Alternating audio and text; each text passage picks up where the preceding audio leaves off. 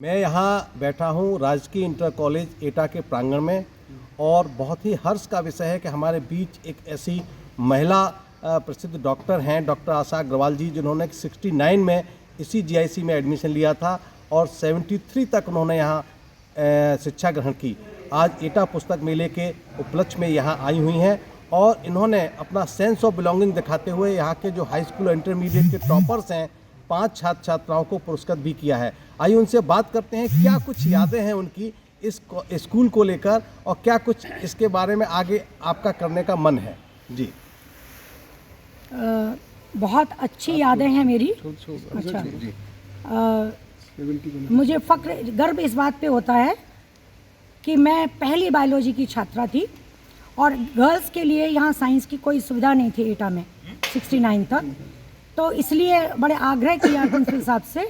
फिर उन्होंने प्रवेश परीक्षा ली थी और उसमें सर्वोच्च अंक प्राप्त करके मैंने यहाँ प्रवेश पाया और बहुत ही अच्छा था क्योंकि मेरे टीचर उस समय के सभी एक से एक महारत, बहुत ही ज़्यादा, और बच्चों को बहुत अच्छी तरीके से ध्यान देते थे सभी स्टूडेंट्स पे।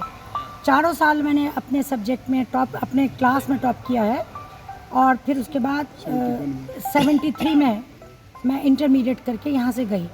आज मेरे बच्चे दोनों डॉक्टर हैं, MCH, छोटा बेटा डॉक्टर मानव अग्रवाल, बड़ा बेटा DM नेफ्रो, वो डॉक्टर अनुभव अग्रवाल, और दोनों की बहुएं भी गोल्ड मेडलिस्ट टॉपर हैं, बड़ी गायनेकोलॉजिस्ट, छोटी हैं MD रेडियोलॉजी।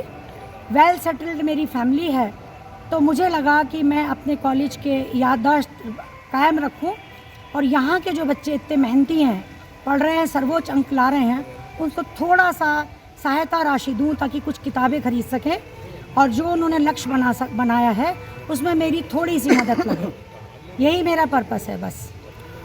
डॉक्टर साहब, आपने एटा जनपद में रह के शिक्षा ग्रहण की, आप यहीं के मूल निवासी भी हैं, तो कैसा लगता है जब आप इतने अरसे बाद आते हैं, अपने पुराने स्कूल की दीवारों को देखते हैं, यहाँ पुस्तक मेले आयोजित होते हैं, उस समय कैसा माहौल था और आज आप क्या अंतर पाते हैं?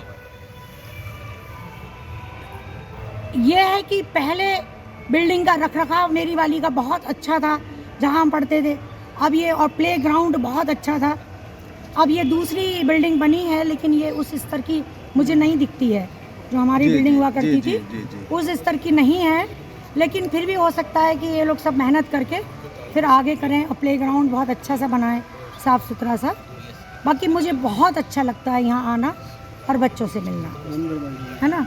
आप महिला हैं और आपने इतनी एजुकेशन ली है, अपने बच्चों को सबको योग्य बनाया है, तो क्या मैसेज देना चाहेंगे? क्योंकि महिला सशक्तिकरण का और ऑपरेशन जागृति का समय चल रहा है, महिलाओं को जागृत किया जा रहा है, बच्चियों की एजुकेशन के लिए सरकार ने अभियान चलाए हुए हैं, तो क्या संदेश देना चाहेंगे आप खासतौर से बच्चियों की एजुकेशन के लिए, छात्र छात्राओं के लिए?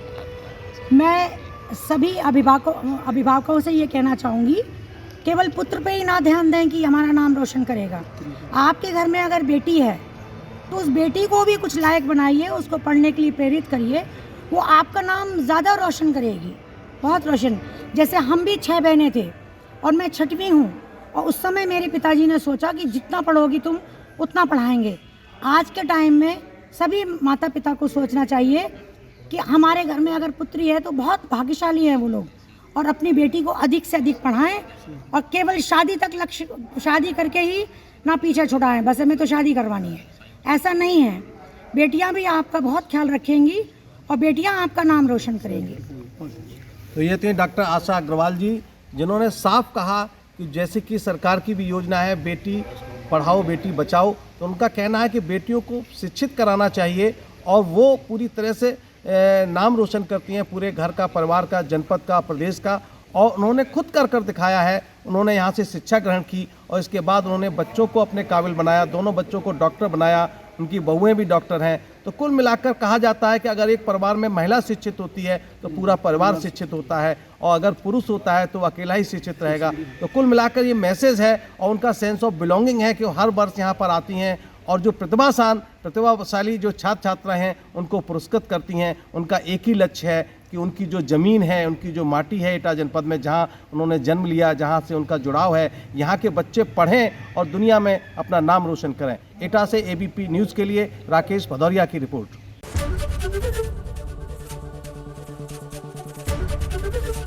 एबीपी गंगा, खबर आपकी, जुबान आपकी।